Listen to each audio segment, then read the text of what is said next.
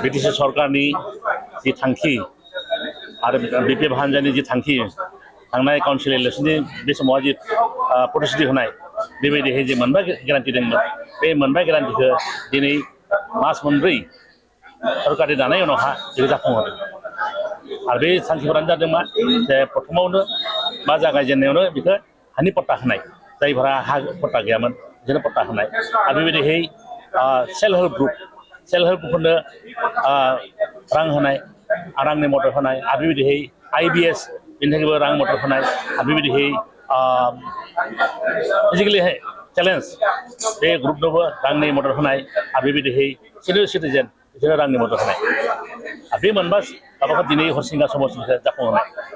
आरो बेबायदि बे स्किमफोरा बा गेरान्टिफोरा जाफुंबाय थागोन आरो बोसोरे बोसोरे बे बोसोरबा जुदि सरकार दङ बे बोसोराव बेखौ होनाय जागोन सार गोबां ससियेल मिडियायाव दिनै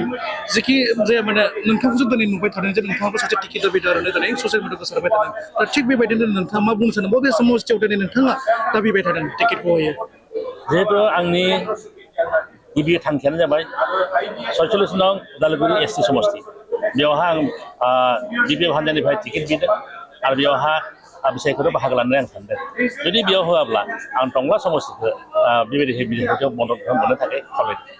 दा बेजों लोगोसे जादों नंगौ गासैबो माने जुगजों लोगोसे बयबो साननाय हनाया सोलायलाङो थिग बेबायदिनो गोदान बिजाथि महरै गासैयावबो नायगिरखौ जों नुनो मोन्दों खोनानो मोन्दों नोंथाङा मा फोरमायनो सानबाय बिसेसकै उदालगुरि समस्तियाव जों नुनो मोन्दों रायजोफोरा जायफोरा भटार बिथांमोना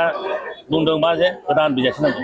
आरो बे गोदान बिजाथि मोननाय हिसाबै आंबो सासे गोदान बिजाथि हिसाबै बेयाव ओंखारदों आरो रायजोआ बेबायदि खावलायबाय थादों जे नोंथाङानो ओंखारनांगौ आरो नोंथां ओंखारोब्ला जे मदद होगोन बे बाथ्राफोरखौ बिथांमोना आंनि सिगाङाव बुंबाय थादों नोंथाङा मा बुंनो सानो बे समाव जे मानि थाखाय जे रायजोफ्रा गोदान बिजाथि महरै मानो गोनांथि जायो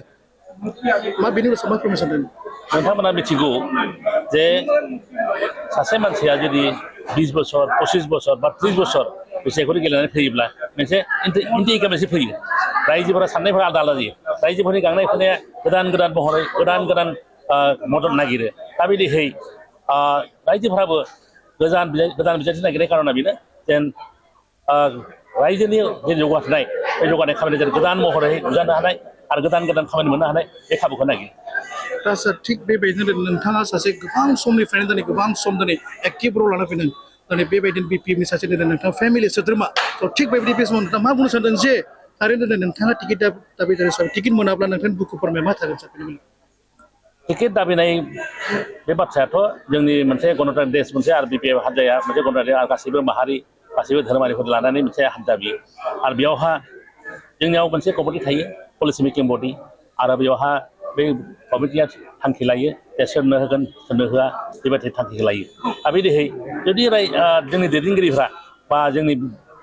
कमिटि जाय दोङो बा सायख'ग्रा बिजाथि सायख'ग्रा बे कमिटिनि मानसिफ्रा जुदि आंनो होआब्ला आं जायफोरा बिबानगिरि बा दोलोनि गाहाय मुंनि बुंनाय मथै आं खामानिखौ मावो दा सार गोबाङानो बुंनो हागौ जे दिनै नोंथांबो सासे गोबां बिनि सायाव रल लाना मावबोनाय दिनै नोंथांमोन बायदि दिनै एक्टिभ वर्कारफ्रा जुदि थारैनो दुखु मोननानै इनकामिं फिउचाराव माबाफोर मोनसे दुखु मोननानै साइड जानाङोब्ला माबाफोर खहा दं नुहुरदों नामा नोंथांमोनाबो बेखौ दा रायजोफोरासो थांखिखौ लागोन जे नोंथाङा जे बायदि सोंदों बे थांखिखौ रायजोफोरासो थांखि लागोन जेरै टिकेट मोनब्ला मा खालामगोन बेखौ रायजोफोरासो मिथिगोन आरो रायजोफोरा जेथिया बिसायख'थि समावहा गावसोरनि जिहेतु गणतन्त्रआव थांखि लानाय बेसाद गोहो दोङो बे मथै बिथांमोना थांखि लागोन दा सार बे फैबाय थानाय बिधान सभायाव गोबां रायजोफोरनि सायाव मोनसे कुइसन फैबाय थादों जे थांनाय जिखिनि ब्रिटिश सरकार गेम्स थादोंमोन बिथांमोना गोबां गावै बुंदोंमोन जे खुनु दिन NDA थाया नेशनेल डेम'क्रेटिक एलायन्सआव थाया होनना बुंदोंमोन बाट BJP सरकारजों माने एलायन्सआव थाखो होनना गोबां बेबायदि सरसा सोलिदों दा माबाफोर एफेक्ट जागोन नामा सार MLA इलेक्सनाव हायो दा जोंनि हान्जानि थांखिया माखासे सिटुवेसन नायनानै थांखिखौ लायो आरो जेखौ जाय बुङो जों अपरचुनिस्ट बे बेबस्थाखौ लायो जाहाथे जोंनि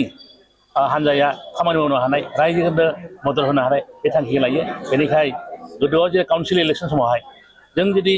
NDA थानानै खामानि मावनायब्ला हयथ' जों बेबायदि देरहाबोनो हानाय नङामोन दा बेनिखाय एबार बिसायख'थियाव जों नायदों मा जे जिहेथु जों सरकाराव थानानै स्टेटनिफ्राय गोबां खामानिखौ लाबोनांगौ गोबां मदद लाबोनांगौ जादों दा बेनिखाय जोङो बे थांखिखौ लादों जे NDA थानानै जाहाथे गोबां रायजोनि जौगानाय खामानिखौ लाबोनो हानाय लासैनो खालामो बेजों लोगोसे दिनै नोंथाङा जिखिनि दायो गोबां बाथ्रा फोरमायबाय दा थिग बेबायदिनो सार फैबाय थानाय समावहाय थारैनो स्टेन्ड खालामनो हायोबा सासे दिनै बिजाब जानो हायोब्ला फर्थ टाइम नोंथांनि कनसेप्टआ मा दङ मा सानबाय थादों नोंथाङा समस्याखौ नुनानै बे समावहा आं बेखौनो सानदों जे दोलोआ मा सानो दोलोनि दैदेनगिरिनि सायाव आं एगारनो हादों अब्लाबो जिहेतु जों हानजायावहा थानानै बिबानगिरि बायदि खामानि मावगासिनो दङ बेनिखायनो जोङो बे समावहा इमिडियेटलि बे समाव मा थांखि लायो बेनि सायाव जों डिसिसन लागोन